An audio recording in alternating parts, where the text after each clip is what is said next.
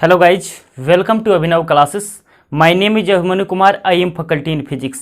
देखिए मेरे प्यारे दोस्तों एंड मेरे प्यारे विद्यार्थियों, जितने भी लोग मेरे यूट्यूब चैनल को देख रहे हैं तो खास करके इस वीडियो को देखने के बाद मेरे यूट्यूब चैनल को एक बार जरूर सब्सक्राइब कीजिएगा और साथ साथ बेल आइकन की घंटी को जरूर इम्प्रेस कीजिएगा ताकि आने वाला हर एक वीडियो का नोटिफिकेशंस आप लोग को पहले मिले। तो देखिए स्टूडेंट्स, आज के लेक्चर्स में स्टार्ट करने वाले हैं जो कि एक बहुत इंपॉर्टेंट पार्ट से। देखिए यहाँ पर derivations of electric field due to electric dipole then find the value of torque.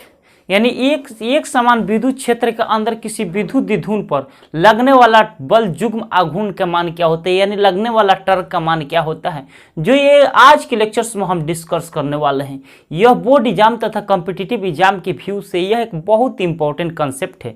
तो मेरे प्यारे विद्यार्थियों, इसको बहुत अच्छे तरह से हम लोग शॉर्टकट तरीके से देखने वाले हैं। यह बहुत एक थ्योरेटिकल एक इम्पॉर्टेंट कंसेप्ट है जो कि बोर्ड एग्जाम में यह बहुत बार ऑब्जेक्टिव तथा सब्जेक्टिव में यह बहुत बार रिप्रेजेंट कर चुका है। तो मेरे प्यारे विद्यार्थियों, देखिए यहाँ पर देखते हैं। देखिए आज के लेक्चर्स में देखने वाले एक समान विद्युत क्षेत्र में विद्युत द्विध्रुव पर बल जुग्म का मान क्या होता है। इसको इंग्लिश में बोलते हैं derivations of electric field due to electric dipole moment then find the value of torque. यानी जो टॉर्क लगता है किसी एक समान विद्युत क्षेत्र के अंदर किसी इलेक्ट्रिक डायपोल मोमेंट को हम रख देते हैं तो उसके रिस्पेक्ट में जो टॉर्क लगता है उस टॉर्क का वैल्यू क्या होता है, यह आज के लेक्चर्स में हम डिस्कस करने वाले हैं। तो देखिए मेरे प्यारे दोस्तों, सबसे पहले यहाँ पर कह रहा है एक समान विद्युत, तो यहाँ पर कोई यूनिफॉर्म इलेक्ट्रिक फील्ड बना लेंगे। एक समान विद्युत क्षेत्र कह रहा है तो यहाँ पर कोई एक समान विद्युत क्षेत्र मान लेते हैं। एक समान विद्युत क्षेत्र ये क्या है? एक समान विद्युत क्षेत्र है। और एक समान विद्युत क्षेत्र है तो हम जानते हैं कि विद्युत क्षेत्र को हम क्या किससे दर्शाते हैं? ई से। इतना तो हम जानते हैं। किससे दर्शाते हैं? ई से दर्शाते हैं। इलेक्ट्रिक फील्ड को किससे दर्शाते हैं? ई से। और इस एक समान विद्युत क्षेत्र के अंदर किसको हम रखेंगे? किसी विद्युत द्विध्रुव यानी इलेक्ट्रिक डायपोल मोमेंट को हम रख देते हैं। मान लेते हैं इलेक्ट्रिक डायपोल मोमेंट होने की शर्तें क्या है? एक पर प्लस चार्ज तो दूसरी पर माइनस चार्ज होना चाहिए। तो देखिए यहाँ पर मान लेते हैं, यहाँ पर कोई माइनस चार्ज मान लेते हैं और यहाँ पर कोई प्लस चार्ज हम मान लेते हैं, प्लस चार्ज मान लेते हैं। और माइनस चार्ज को हम प्लस चार्ज से क्या कर देते हैं? मिला देते हैं, मिला देते हैं, मिला देते हैं। तो देखिए यहाँ पर विद्युत द्विध्रुव के केंद्र पर यानी माइनस चार्ज और प्लस चार्ज के बीचों बीच सेंटर पर एक केंद्र बनता है। जैसे यहाँ पर एक सेंटर बनता है, क्या बनता है? COD।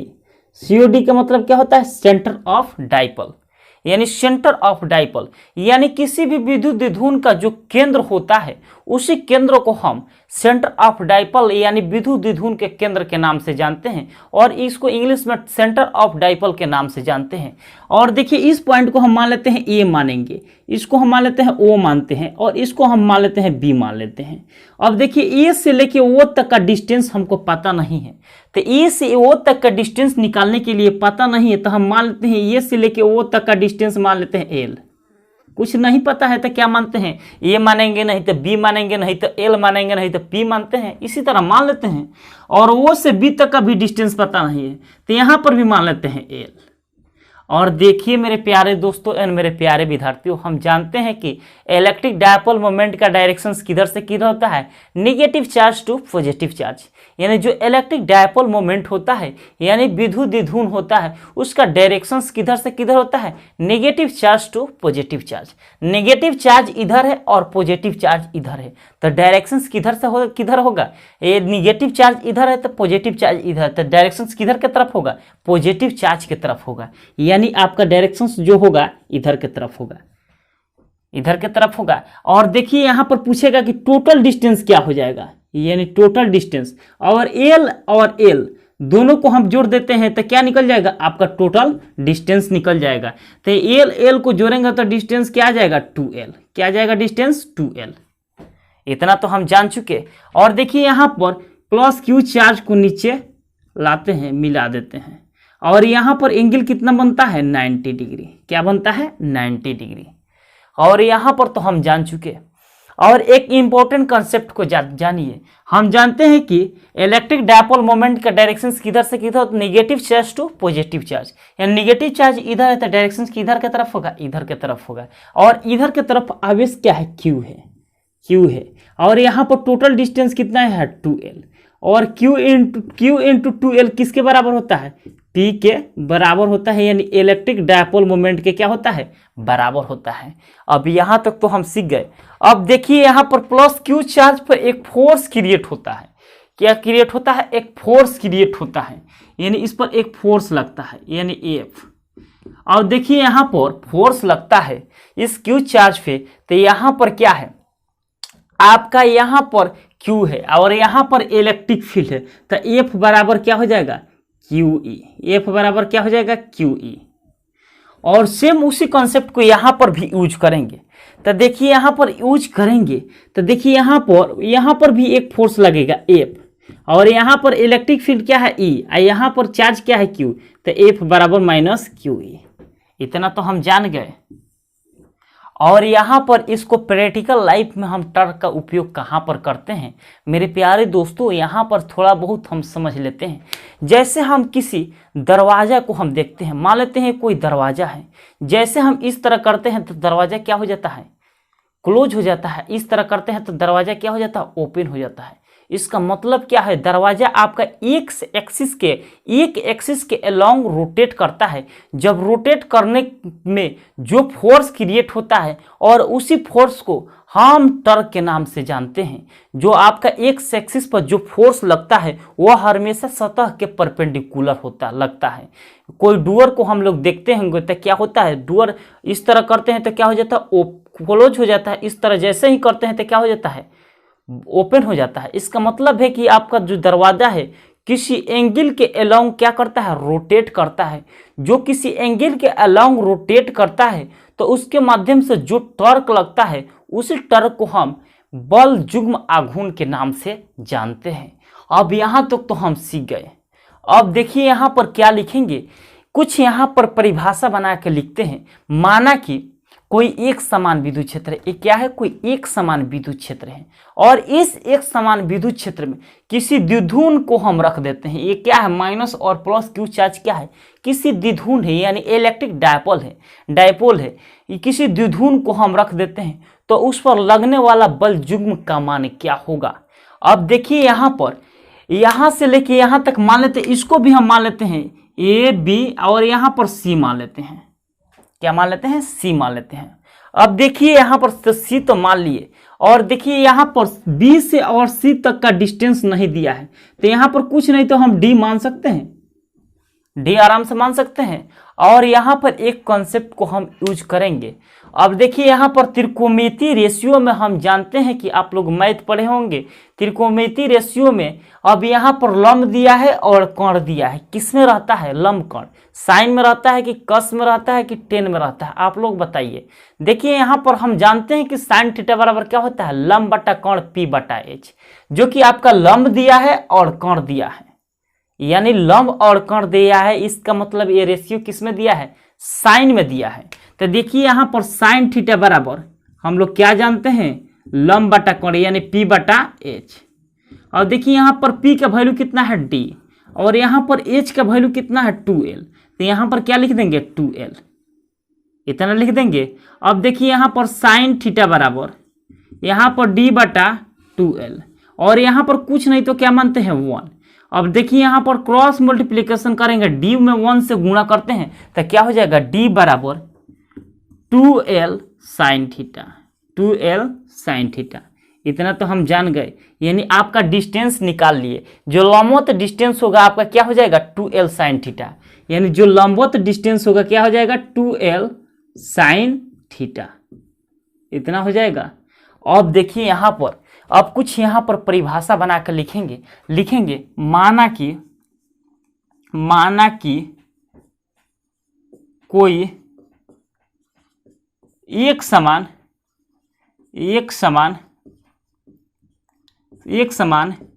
विद्युत क्षेत्र के अंदर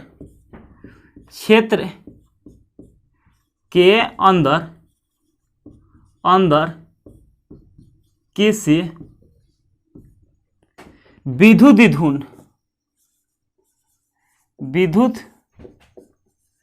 द्विध्रुव को रख देते हैं तो बल युग्म आघूर्ण के मान क्या होगा। अब देखिए यहाँ पर जरा समझने का प्रयास कीजिए। ये अपना मन से फिगर देखकर लिखे हैं, इसमें कुछ करना नहीं है मेरे प्यारे दोस्तों एंड मेरे प्यारे विद्यार्थियों। सिंपल से वर्ड में हम क्या लिखेंगे, माना कि कोई एक समान विद्युत क्षेत्र है। ये क्या है, कोई एक समान विद्युत क्षेत्र है और इस एक समान विद्युत क्षेत्र के अंदर किसको हम रख देते हैं, किसी विद्युत द्विध्रुव को हम रख देते हैं। तो लगने वाला टर्क के वैल्यू क्या होता है, यानी बल युग्म आघूर्ण का वैल्यू क्या होता है। अब देखिए यहाँ पर हम एक इंपॉर्टेंट फैक्ट को हम जानते हैं कि बल युग्म आघूर्ण बराबर क्या होता है, यानी टर्क बराबर क्या होता है, बल गुणे लंबवत दूरी होता है। यह कक्षा 11th में हम पढ़ चुके हैं, यह कक्षा 11th में हम स्टडी कर चुके हैं यूनिट एंड डायमेंशन के कंसेप्ट में कि टर्क बराबर क्या होता है, फोर्स गुणे लंबवत दूरी, यानी फोर्स गुणे परपेंडिकुलर डिस्टेंस। अब जरा यहाँ पर गौर कीजिए, यहाँ पर बल युग्म आघूर्ण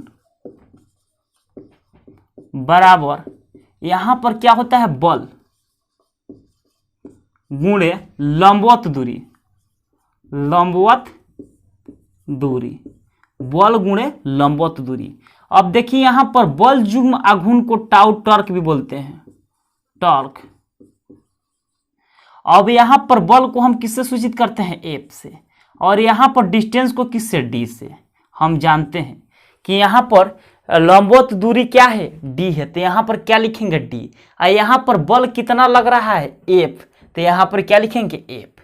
अब जरा यहाँ पर आप लोग कंसेप्ट को समझिए, टर्क बराबर, अब देखिए यहाँ पर एफ यहाँ पर है और यहाँ पर जो हम जानते हैं कि इलेक्ट्रिक डायपोल मोमेंट होता है उसका डायरेक्शन होता है negative charge to positive charge, यानी निगेटिव चार्ज इधर है तो दिशा इधर की तरफ होगा और इधर की तरफ फोर्स कितना लग रहा है, एफ बराबर क्यू ई। तो यहाँ पर एफ के जगह पर हम कितना पुट कर देंगे, क्यू ई, क्या पुट कर देंगे, क्यू ई। और यहाँ पर आपका डी का वैल्यू कितना आया हुआ है, यहाँ पर 2l साइन थीटा, तो यहाँ पर क्या रख देंगे, 2l साइन थीटा। अब जरा यहाँ पर तो समझ गए होंगे सब लोग। अब देखिए यहाँ पर टाउ टर्क बराबर, अब हमको कुछ यहाँ पर आप लोगों का दिख रहा होगा कि कुछ ना कुछ यहाँ पर कुछ ना कुछ फॉर्म में दिया होगा, यानी यहाँ पर Q इंटू 2L किसका फॉर्म में होता है, P का फॉर्म में होता है, यानी क्योंकि हम जानते हैं कि Q इंटू 2L या 2A जो होता है वह P के यानी विद्युत द्विध्रुव आघूर्ण होता है। अब देखिए यहाँ पर Q को इधर लिख देते हैं और 2L को इधर लिख देते हैं, 2L को क्या लिख देते हैं, इधर की तरफ लिख देते हैं और E को इधर लिख देते हैं और यहाँ पर क्या लिख देते हैं, साइन, और यहाँ पर एंगल कितना बन रहा है, थीटा बराबर 90 डिग्री। तो यहाँ पर साइन थीटा के जगह पर हम कितना पुट कर देंगे, 90 डिग्री।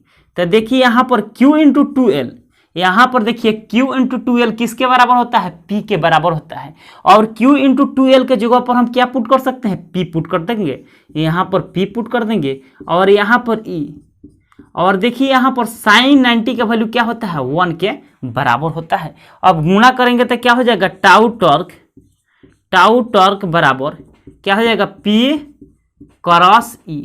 यह बोर्ड एग्जाम में बहुत बार ऑब्जेक्टिव में पूछ चुका है मेरे प्यारे वो दोस्तों, इसको बोर्ड एग्जाम में तथा कॉम्पिटिटिव एग्जाम में यह क्वेश्चंस आपका बहुत बार ऑब्जेक्टिव क्वेश्चंस में पूछ चुका है। और देखिए यहाँ पर टाउ टर्क को हम ऐसे लिख सकते हैं, E क्रॉस P। ये आपका कंसेप्ट बिल्कुल गलत है, ऐसे नहीं लिख सकते हैं, ये वाला करेक्ट है लेकिन इस तरह नहीं लिख सकते हैं, लेकिन इस तरह हम लिख सकते हैं, टाउ टर्क बराबर यहाँ पर E क्रॉस P, यहाँ पर माइनस का साइन लगा देंगे, ये आपका कंसेप्ट क्या हो जाएगा, करेक्ट हो जाएगा। अगर इस तरह ऑप्शन में दिया रहेगा तो आपको क्या मानना पड़ेगा, यह रॉन्ग है। लेकिन इस तरह दिया रहेगा तो करेक्ट रहेगा। P क्रॉस E दिया रहेगा तो क्या होगा, करेक्ट होगा। और माइनस E क्रॉस P दिया रहेगा तो करेक्ट होगा। लेकिन E क्रॉस P नहीं होगा। यहाँ पर डॉट में भी नहीं होता है। अगर टॉर्क बराबर यहाँ पर टाउ टॉर्क बराबर अगर दिया रहे P डॉट E, अब ये बोलेगा कि सही है, ये बिल्कुल सही नहीं है, ये गलत है। अब जरा यहाँ पर समझ गए होंगे चारों डाटा में जो आपका ये वाला कॉन्सेप्ट है क्रॉस में वो करेक्ट होगा, क्योंकि टॉर्क बराबर होता है P क्रॉस E। अगर इसमें E क्रॉस P लिखेंगे तो यहाँ पर माइनस का साइन लिख देते हैं तो यह करेक्ट हो जाता है। अब यहाँ तक तो हम देख लिए, जो टॉर्क का वैल्यू होता है P क्रॉस E होता है। अब यहाँ तक तो हम देख लिए। अब देखेंगे कि टॉर्क का दिशा क्या होता है और किधर से किधर होता है। देखिए, हम टॉर्क का जो टॉर्क होता है उसका प्रयोग हम खिड़की दरवाजा को खोलते हैं वहां पर टॉर्क का उपयोग करते हैं। मान लेते हैं कोई दरवाजा है और इस दरवाजे को हम इस तरह हम करते हैं तो दरवाजा क्या हो जाता है, क्लोज हो जाता है, यानी बंद हो जाता है। और जैसे इस तरह करते हैं तो क्या हो जाता है, ओपन हो जाता है। यानी जो दरवाजा का कॉर्नर पॉइंट है वो किसी एक्सिस के अलोंग रोटेट करता है, यानी किसी एक्सिस के अलोंग क्या करता है, रोटेट करता है। तो उसके माध्यम से जो रोटेट करता है अप डाउन यानी ओपन क्लोज होता है, तो उसके माध्यम से जो टॉर्क लगता है उसी टॉर्क को हम बल जुग्म आघूर्ण के नाम से जानते हैं। अब देखिए, यहाँ तक तो हम समझ गए, यहाँ तक तो हम समझ गए, इसमें कुछ करना नहीं है मेरे प्यारे दोस्तों। अब देखेंगे, यहाँ तक तो हम सीख गए। अब देखेंगे कि टॉर्क के दिशा E और P के लंबवत होता है तो कैसे होता है, हम कैसे पहचानेंगे कि टॉर्क अंदर लग रहा है कि बाहर लग रहा है। हम दरवाजा खोलते हैं तो टॉर्क अंदर लग रहा है कि बाहर लग रहा है, कैसे पता करेंगे कि टॉर्क का वैल्यू कभी अंदर लगेगा कब बाहर लगेगा। यहाँ पर हम उपयोग करेंगे राइट हैंड थम्स रूल यानी हस्त का नियम। अगर अंगूठा के तर्जनी के माध्यम से हम देखेंगे तो देखिए मेरे प्यारे दोस्तों, यहाँ तक समझ गए, इसको हम मिटा देते हैं। यह एक बहुत इंपॉर्टेंट कंसेप्ट है मेरे प्यारे दोस्तों। यह बोर्ड एग्जाम में बहुत बार यह क्वेश्चन पूछ चुका है, इसको बहुत अच्छे से देख चुके। देखिए, ये भी बहुत आसान भी है। आप लोग सिर्फ मेरे वीडियो को लास्ट तक जरूर बने रहिएगा। यह बिल्कुल इलेक्ट्रिक डायपोल मोमेंट इतना बल जुग्म आघूर्ण इतना आसान से समझ में आएगा कि कोई भी यूट्यूबर के पास ऐसा समझ में नहीं आएगा। देखते रहिए मेरे वीडियो को लास्ट तक, आप लोग जरूर बने रहिए। तो देखिए यहाँ पर अब देखेंगे टॉर्क की दिशा, जो टॉर्क होता है, टॉर्क के दिशा E और P के हमेशा लंबवत होता है, लंबवत होता है। अब देखिए यहाँ पर जो टॉर्क का दिशा होता है वह क्या होता है, E और P के हमेशा लंबवत होता है। और मान लेते हैं यहाँ पर कोई दरवाजा है और दरवाजे को जैसे ओपन करते हैं और क्लोज करते हैं तो दरवाजा क्या होता है, किसी एक्सिस के अलोंग क्या करता है, रोटेट करता है। जो रोटेट करता है वो क्या होता है, हमेशा लंबवत होता है, यानी परपेंडिकुलर होता है। ये कभी अक्सर देखने का मिलता है, जो रोटेट करता है वो क्या दिखता है, परपेंडिकुलर दिखता है। अब देखिए यहाँ पर टॉर्क की दिशा E और P के हमेशा लंबवत होता है। अब देखिए यहाँ पर कोई हम विद्युत द्विध्रुव मान लेते हैं, यहाँ पर कोई प्लस क्यू चार्ज, यहाँ पर कोई माइनस क्यू चार्ज मान लिए और इधर के तरफ हम कोई प्लस क्यू चार्ज हम मान लिए और इस माइनस चार्ज को हम प्लस चार्ज को हम क्या कर दिए, मिला दिए। तो देखिए यहाँ पर एक COD, इस विद्युत द्विध्रुव आघूर्ण पर एक COD बनता है, यानी COD सेंटर ऑफ डाइपोल हम जानते हैं। और यहाँ से लेके यहाँ तक डिस्टेंस कुछ नहीं दिया है तो क्या मान लेंगे, L। फिर यहाँ से लेके यहाँ तक डिस्टेंस कुछ नहीं दिया तो क्या मान लेंगे, L। इस तरह डिस्टेंस मान लेते हैं। इसको पॉइंट को हम मानते हैं A मानते हैं, इसको O मानते हैं और इसको B मान लेते हैं। और यहाँ पर एक समान विद्युत क्षेत्र हम सेंटर से एक लाइन खींच देते हैं और इसी को हम बोलते हैं एक समान विद्युत क्षेत्र, यानी इलेक्ट्रिक फील्ड E। क्या बोलते हैं, इलेक्ट्रिक फील्ड ई। कुछ इस तरह हम खींच देते हैं। अब कहता है कि यहाँ पर जो टॉर्क लगेगा वह कहाँ लगेगा, अंदर लगे, इस विद्युत द्विध्रुव के अंदर लगेगा कि बाहर लगेगा। यहाँ पर एक कन्फ्यूजन है, लेकिन एक ट्रिक में आप लोगों को कन्फ्यूजन तुरंत दूर हो जाएगा। तो देखिए यहाँ पर कैसे दूर होगा, जरा इस कॉन्सेप्ट को यूज कीजिए। अब देखिए यहाँ पर एक फोर्स लगता है, यानी यहाँ पर एक फोर्स लगता है, यहाँ पर क्या लगता है, एक फोर्स लगता है, यानी यहाँ पर क्या लगता है, एक फोर्स लगता है, यानी F बराबर। अब यहाँ पर चार्ज क्या है, Q, तो यहाँ पर क्या लिखेंगे, Q। यहाँ पर इलेक्ट्रिक फील्ड क्या है, E, तो F बराबर क्या हो जाएगा, QE। जरा गौर कीजिए, यहाँ पर क्या हो जाएगा, F बराबर QE। सेम उसी तरह यहाँ पर भी एक फोर्स लगेगा, F है, F, और यहाँ पर चार्ज क्या है, Q माइनस Q, और यहाँ पर इलेक्ट्रिक फील्ड क्या है, E, तो यहाँ पर क्या हो जाएगा, F बराबर माइनस QE। अब इस विद्युत द्विध्रुव आघूर्ण को हम क्लॉक बाई डायरेक्शंस में रोटेट कर देते हैं, और इसको 20 विद्युत द्विध्रुव को हम क्या करते हैं, इस तरह हम रोटेट कर देते हैं, और फिर इसको हम भी इस तरह हम रोटेट कर देते हैं, इस तरह हम कुछ रोटेट कर देते हैं, इस तरह हम रोटेट कर देते हैं। तब देखिए कि यहाँ पर एक इंपॉर्टेंट कॉन्सेप्ट है, जो टॉर्क का वैल्यू होता है वह अंदर लगेगा कि बाहर लगेगा। वहाँ पर है जो टॉर्क होता है, टाउ टॉर्क, वह अंदर लगेगा कि बाहर लगेगा कि कहाँ लगेगा, वह यहाँ पर एक इंपॉर्टेंट सूचना है। अब देखिए यहाँ पर हम एक ट्रिक के माध्यम से हम समझ जाएंगे कि जो टॉर्क लगेगा वह अंदर लगेगा कि बाहर लगेगा, कहाँ लगेगा। ये कहाँ पर कैसे घुमा रहा है, यहाँ पर क्लॉक बाई डायरेक्शंस में। कहाँ पे, क्लॉक बाई डायरेक्शंस में, क्लॉक बाइज डायरेक्शंस, यानी घड़ी के सुई के दिशा में हम इस विद्युत द्विध्रुव यानी इलेक्ट्रिक डायपोल मूवमेंट को हम रोटेट करेंगे। अब देखिए यहाँ पर रोटेट करेंगे तो देखिए यहाँ पर हस्त नियम का उपयोग करेंगे, यानी फ्लेइंग के दाएं हस्त के यानी हस्त नियम का उपयोग करेंगे। तो देखिए यहाँ पर जब अंगूठा को बाएं हाथ के तर्जनी के माध्यम को इस तरह हम घुमाएंगे, जब अंगूठा के निशान आप अंदर के तरफ इंडिकेट करेगा तो टॉर्क आपका अंदर लगेगा। जब अपने अंगूठा को अपने हाथ को बाएं हाथ के तर्जनी को माध्यम को इस तरह हम घुमाएंगे तो अंगूठा का निशान अगर ऊपर के तरफ इंडिकेट करता है तो लगने वाला टॉर्क आपका ऊपर के तरफ होगा। तो देखिए यहाँ पर घुमाते हैं। अब देखिए यहाँ पर अंगूठा का निशान रखेंगे। अब ऐसे क्लॉक बाई डायरेक्शंस में क्या करेंगे, इसको हम इस विद्युत द्विध्रुव आघूर्ण को क्या करेंगे, घुमाएंगे। तो अंगूठा का निशान कहाँ लग रहा है, अंदर के तरफ लग रहा है। तो टॉर्क का वैल्यू क्या लगेगा, ये भी आपका अंदर के तरफ लगेगा। कहाँ लगेगा, अंदर के तरफ लगेगा। तो यानी जो टॉर्क के दिशा अंदर के तरफ, यानी टॉर्क लिखेंगे, टॉर्क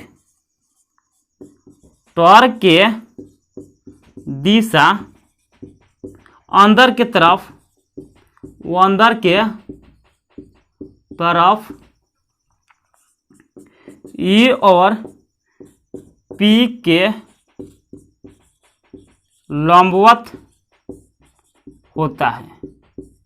यानी जो टॉर्क का दिशा होता है वह ई और पी के क्या होता है, लंबवत होता है, यानी परपेंडिकुलर होता है। ये कैसे पहचानेंगे कि टॉर्क की दिशा अंदर लग रहा है कि बाहर लग रहा है। आप देखिए हम अंगूठा डायरेक्ट हम अपने फ्लेइंग के बाएं हाथ के नियम का उपयोग करेंगे। यहाँ पर अंगूठा को डायरेक्ट अपना बाएं हाथ के तर्जनी को माध्यम को इस तरह हम घुमाएंगे। जब इस तरह हम घुमाएंगे यानी क्लॉक बाई डायरेक्शंस में, यहाँ पर क्या घुमा रहा है, क्लॉक बाई डायरेक्शंस में रोटेट करेंगे तो अंगूठा का निशान क्या जा रहा है, अंदर की तरफ जा रहा है। तो टॉर्क भी कहाँ लगेगा, अंदर की तरफ लगेगा। अगर अंगूठा के दिशा बाहर की तरफ इंडिकेट करेगा तो टॉर्क कहाँ लगेगा, बाहर के दिशाओं में लगेगा। अब देखिए यहाँ पर जरा गौर कीजिए, यहाँ पर कोई माइनस चार्ज मान लेते हैं और यहाँ पर कोई प्लस चार्ज मान लेते हैं, और प्लस से माइनस को क्या कर देते हैं, मिला देते हैं। तो यहाँ पर इसको हम ए मान लेते हैं, इसको ओ मान लेते हैं और इसको बी मान लेते हैं। और यहाँ पर क्या बनता है, COD बनता है, COD बनता है। क्या बनता है, COD। और यहाँ से लेके यहाँ तक डिस्टेंस कुछ नहीं दिया है तो मान लेते हैं L, और फिर यहाँ से लेके यहाँ तक कुछ नहीं दिया है तो क्या मान लेते हैं, L मान लेते हैं। अब जरा गौर कीजिए, और यहाँ पर एक फोर्स लगता है, यानी F बराबर क्या लगता है, F बराबर यहाँ पर Q। यहाँ पर यूनिफॉर्म इलेक्ट्रिक फील्ड के डायरेक्शंस इस तरह हम शो करते हैं। और यहाँ पर इलेक्ट्रिक फील्ड क्या है ई, तो एफ बराबर क्या हो जाएगा क्यू ई। फिर उसी तरह यहाँ पर भी एक फोर्स लगेगा, एफ बराबर यहाँ पर चार्ज क्या है क्यू, और यहाँ पर इलेक्ट्रिक फील्ड क्या है ई, यानी एफ बराबर क्या हो जाएगा क्यू ई। अब यहाँ तक तो हम सीख गए। अब देखिए यहाँ पर तो क्लॉक बाय डायरेक्शंस में इस विद्युत इलेक्ट्रिक डायपोल मोमेंट को हम रोटेट कर दिए हैं। अब यहाँ पर हम एंटी क्लॉक बाय डायरेक्शंस में रोटेट करेंगे, यानी इधर के तरफ हम रोटेट करेंगे और इसको हम इधर के तरफ, इधर के तरफ। अब इसको कौन से डायरेक्शंस में हम रोटेट कर रहे हैं, एंटी क्लॉक बाय डायरेक्शंस में। कौन सा डायरेक्शंस में, एंटी क्लॉक वाइज डायरेक्शंस। कौन सा डायरेक्शंस में रोटेट कर रहे हैं, एंटी क्लॉक बाय डायरेक्शंस में। तो पूछेगा कि यहाँ पर टॉर्क का वैल्यू क्या होगा। तो देखिए हम यहाँ पर कुछ नहीं करेंगे, अंगूठा को निशान को अपने इंडिकेट करेंगे, जिधर के तरफ घूम रहा है उधर के तरफ हम इंडिकेट करेंगे। अब देखिए इधर के तरफ एंटी क्लॉक बाय डायरेक्शंस में घूम रहा है, यानी एंटी क्लॉक बाय डायरेक्शंस में घूम रहा है, तो आपका अंगूठा का दिशा कहाँ पर इंडिकेट कर रहा है, ऊपर की दिशाओं में इंडिकेट कर रहा है। तो जो टॉर्क लगेगा आपका हमेशा बाहर के दिशा में लगेगा, यानी जो टॉर्क लगेगा कहाँ लगेगा, हमेशा बाहर के दिशाओं में लगेगा। टाउ टॉर्क कहाँ लगेगा, हमेशा बाहर के दिशाओं में लगेगा। और यहाँ पर टोटल डिस्टेंस क्या हो जाएगा, टोटल डिस्टेंस आपका 2L हो जाएगा। क्या हो जाएगा 2L। यहाँ पर भी आपका टोटल डिस्टेंस क्या हो जाएगा 2L। और देखिए यहाँ पर क्या समझते हैं, यहाँ पर तो हम समझ गए। अगर एंटी क्लॉक बाय डायरेक्शंस में घुमाते हैं तो आपका अंगूठा का दिशा क्या होता है, ऊपर के तरफ इंडिकेट करता है, तो आपका जो लगने वाला टॉर्क होगा हमेशा ऊपर के तरफ होगा। अब देखिए यहाँ पर टॉर्क के दिशा, यहाँ पर लिखेंगे टॉर्क, टॉर्क के दिशा बाहर के तरफ, बाहर के तरफ हमेशा, बाहर के तरफ हमेशा ई और पी के लंबवत होता है। यानी जो टॉर्क के दिशा होता है वह हमेशा ई और पी के लंबवत तो होता है, लेकिन यहाँ पर टॉर्क के जो दिशा होता है वह कहाँ लगता है, अंदर होगा कि बाहर होगा, यहाँ पर क्या होगा, बाहर होगा। क्योंकि यहाँ पर अंगूठा का निशान किधर इंडिकेट कर रहा है, बाहर की दिशाओं में इंडिकेट कर रहा है, तो लगने वाला टॉर्क का वैल्यू क्या होगा, बाहर के दिशा में तरफ होगा। और यहाँ पर क्या इंडिकेट कर रहा है, अंदर के तरफ इंडिकेट कर रहा है, तो लगने वाला टॉर्क का वैल्यू क्या होगा, अंदर के तरफ होगा। और मेरे प्यारे दोस्तों, मेरे प्यारे विद्यार्थियों, यहाँ तक तो आप लोग बहुत अच्छे से सीख गए। अब यहाँ पर देखिए एक बार और देख लेते हैं। इसमें कुछ नहीं करना है, सिर्फ एक विद्युत द्विध्रुव बना लेना है और एक समान विद्युत द्विध्रुव, ये मान लेते हैं कोई यूनिफॉर्म इलेक्ट्रिक फील्ड बनाना है। वो उस यूनिफॉर्म इलेक्ट्रिक फील्ड के अंदर किसी इलेक्ट्रिक डायपोल को हम रख देते हैं, तो उसमें जो टॉर्क लगता है वो अंदर लगेगा कि बाहर लगेगा, इसमें बहुत ज़्यादा कन्फ्यूजन होता है। और इस कन्फ्यूजन को दूर करने के लिए हम हस्त नियम का प्रयोग करते हैं। कौन सा नियम, क्या, हस्त नियम। ये भी कौन सा नियम है, हस्त नियम। कौन सा नियम है, हस्त नियम है। अब जरा एक बार गौर कीजिए आप लोग, यहाँ पर कोई एक यूनिफॉर्म इलेक्ट्रिक फील्ड है और इस इलेक्ट्रिक फील्ड में किसी डायपोल मोमेंट को हम रख देते हैं, तो हम जानते हैं कि F बराबर क्या होता है, QE, F बराबर माइनस QE। और यहाँ पर क्लॉक बाय डायरेक्शंस में क्या कर देते हैं, रोटेट कर देते हैं। यानी क्लॉक बाय डायरेक्शंस में यहाँ पर अंगूठा को यहाँ पर रखेंगे, क्लॉक बाय डायरेक्शंस में क्या हो रहा है, रोटेट हो रहा है, तो अंगूठा का दिशा आपका क्या इंडिकेट कर रहा है, अंदर के तरफ इंडिकेट कर रहा है। जब अंदर के तरफ इंडिकेट करेगा तो लगने वाला टॉर्क का वैल्यू क्या होगा, अंदर के तरफ होगा, लेकिन ई और पी के हमेशा लंबवत होगा। सेम उसी तरह यहां पर भी करेंगे। यहां पर क्या, किधर से किधर रोटेट हो रहा है, एंटी क्लॉक बाय डायरेक्शंस में रोटेट हो रहा है, यानी घड़ी के सुई के विपरीत दिशा में रोटेट हो रहा है। तो यहां पर हम इस तरह हम रोटेट हो रहा है, तो अंगूठा का दिशा क्या इंडिकेट कर रहा है, बाहर के दिशाओं में इंडिकेट कर रहा है, तो टॉर्क के दिशा बाहर के तरफ होगा, लेकिन हमेशा ई और पी के लंबवत होगा, यानी परपेंडिकुलर टू ईच अदर। यहां तक मेरे प्यारे दोस्तों एंड मेरे प्यारे विद्यार्थियों समझ गए होंगे। अब कभी भी हम पूछेंगे कि टॉर्क के दिशा कब अंदर होगा कब बाहर होगा बता सकते हैं? बिल्कुल बता सकते हैं। अंदर कब होगा? जब एंटी क्लॉकवाइज डायरेक्शंस में हम किसी विद्युत द्विध्रुव आघूर्ण को घुमाते हैं तो टर्क की दिशा किधर होगा? अंदर के तरफ होगा। क्लॉकवाइज डायरेक्शंस में घुमाते हैं तो कहाँ होगा? अंदर के तरफ में होगा। लेकिन जब एक समान विद्युत क्षेत्र के अंदर किसी इलेक्ट्रिक डायपोल मोमेंट को एंटी क्लॉकवाइज डायरेक्शंस में रोटेट करते हैं तो टर्क का वैल्यू क्या होगा? अंदर होगा कि बाहर होगा कि दोनों की इनमें से कोई नहीं, तो क्या होगा?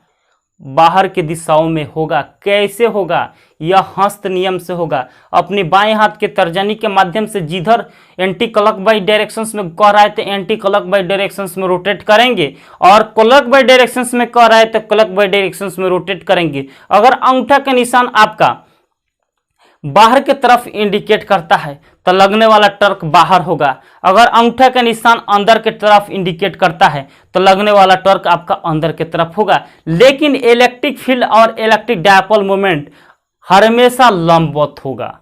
और मेरे प्यारे दोस्तों, यहाँ तक तो शायद आप लोग सीख गए होंगे। अब जरा इस कॉन्सेप्ट को गौर कीजिए। एक बहुत इंपॉर्टेंट और कॉन्सेप्ट है। अब यहां पर टर्क का जो वैल्यू होता है वो मैक्सिमम कब होगा और मिनिमम कब होगा? अब जरा यहां पर गौर कीजिए। यहां पर केस वन इफ यदि एक समान विद्युत क्षेत्र में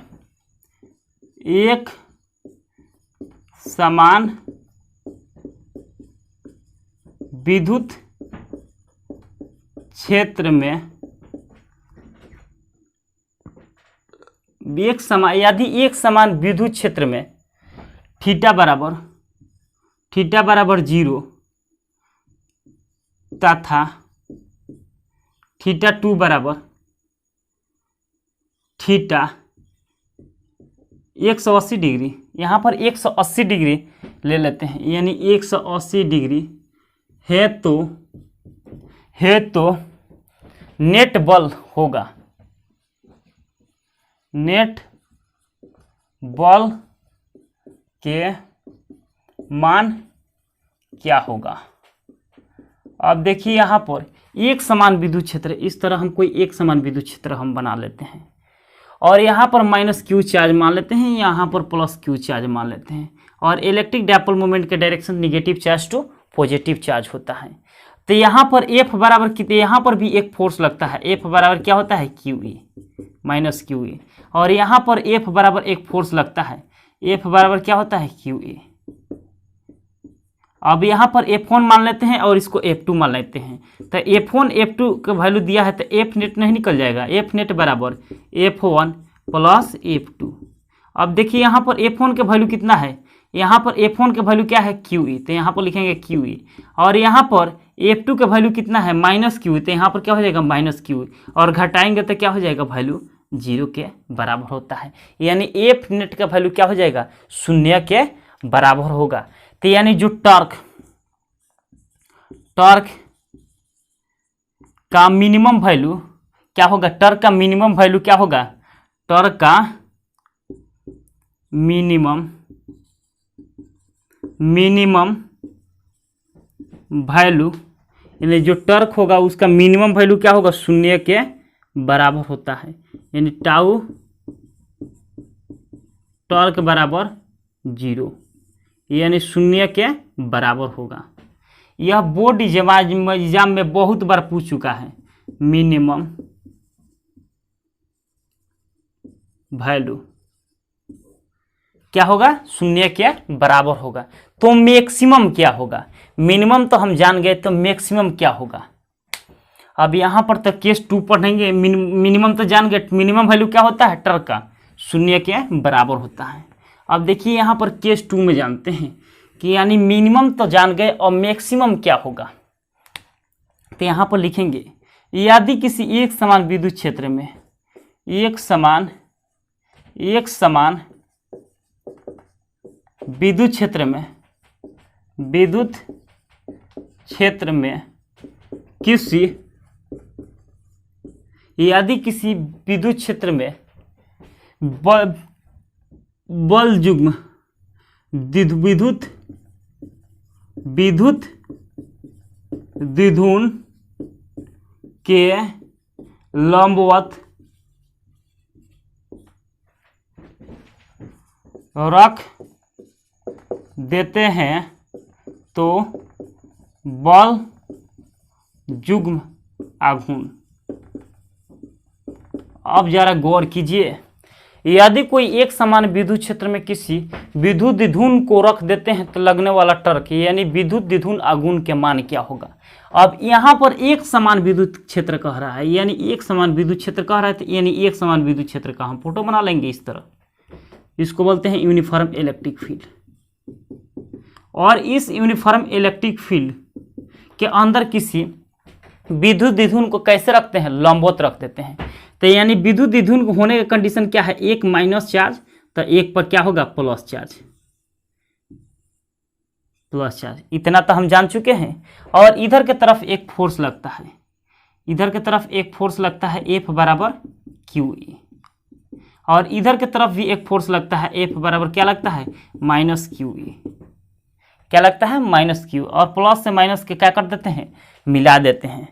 क्या करते हैं, मिला देते हैं। हम जानते हैं कि इलेक्ट्रिक डायपोल मोमेंट का डायरेक्शन किधर से किधर होता है, negative charge to positive charge. Negative charge इधर है, पॉजिटिव चार्ज इधर है, तो डायरेक्शन किधर के तरफ होगा, नीचे के तरफ होगा, यानी पॉजिटिव चार्ज के तरफ होगा। अब देखिए यहाँ पर एक COD बनता है, यानी सेंटर ऑफ डायपोल, और यहाँ से लेके यहाँ तक डिस्टेंस नहीं दिया है तो हम मान लेते हैं L मान लेते हैं। फिर यहाँ से लेके यहाँ तक डिस्टेंस नहीं दिया तो यहाँ पर भी L मान लेते हैं, और टोटल डिस्टेंस क्या हो जाएगा, आपका टोटल डिस्टेंस क्या हो जाएगा, 2L। अब जरा यहाँ पर गौर कीजिए, इलेक्ट्रिक डायपोल मोमेंट का डायरेक्शन किधर से किधर, negative charge to positive charge. Negative charge इधर के तरफ है और पॉजिटिव चार्ज इधर, तो डायरेक्शन के इधर नीचे की तरफ क्या है, Q है, तो यहाँ पर Q। यहाँ पर टोटल दूरी कितना है, 2L, और Q इंटू 2L किसके बराबर होता है, P के बराबर होता है। इतना तो हम जानते हैं। और देखिए यहाँ पर यानी टाउ टॉर्क बराबर यहाँ पर क्या जानते हैं, P क्रॉस E चाहे PE, क्या जानते हैं, PE sine theta, PE sine theta. और यहाँ पर यहाँ पर थीटा बराबर कितना एंगल बनेगा, 90 डिग्री। लंबवत रखते हैं तो यहाँ पर एंगल कितना बनेगा, 90 डिग्री। तो यहाँ पर क्या लिख देंगे, 90 डिग्री, यानी इफ थीटा बराबर क्या हो जाएगा, 90 डिग्री। और और साइन थीटा के जगह पर कितना पुट कर देंगे, 90। अब देखिए यहाँ पर PE और साइन 90 का वैल्यू क्या होता है, 1। अब तो यहाँ पर P क्रॉस E यानी टाउ टॉर्क का वैल्यू कितना आ गया, टाउ टॉर्क का वैल्यू कितना आ गया, P क्रॉस E, यानी टाउ टॉर्क के मैक्सिमम वैल्यू कितना हो गया, टाउ टॉर्क बराबर क्या हो जाएगा, P क्रॉस E। क्या हो जाएगा, P क्रॉस E। अब यहाँ तक तो हम सीख गए। इसमें सिर्फ कुछ नहीं करना है, क्या करना है, कोई एक समान विद्युत क्षेत्र बना देना है, और उस विद्युत क्षेत्र के अंदर किसी इलेक्ट्रिक डायपोल को लंबवत रख देता है। हम लंबवत रखेंगे तो उसके रिस्पेक्ट में एंगल कितना बनेगा, 90 डिग्री बनेगा। और हम जानते हैं कि टाउ टॉर्क बराबर PE साइन थीटा होता है, और इफ थीटा बराबर क्या होता है, 90 डिग्री। और यहाँ पर साइन 90 का वैल्यू क्या होता है, ओनली 1। तो यहाँ PE और PE में 1 से गुणा करेंगे तो क्या हो जाएगा, PE। तो टॉर्क के मैक्सिमम वैल्यू क्या होता है, टॉर्क मैक्सिमम बराबर क्या होता है, PE, P क्रॉस E। और मिनिमम क्या होता है, 0 के बराबर होता है, यानी मिनिमम मैक्सिमम आप लोग जान गए। यहाँ तक तो हम सीख गए। यह एक बहुत इंपॉर्टेंट कॉन्सेप्ट है मेरे प्यारे दोस्तों एंड मेरे प्यारे विद्यार्थियों।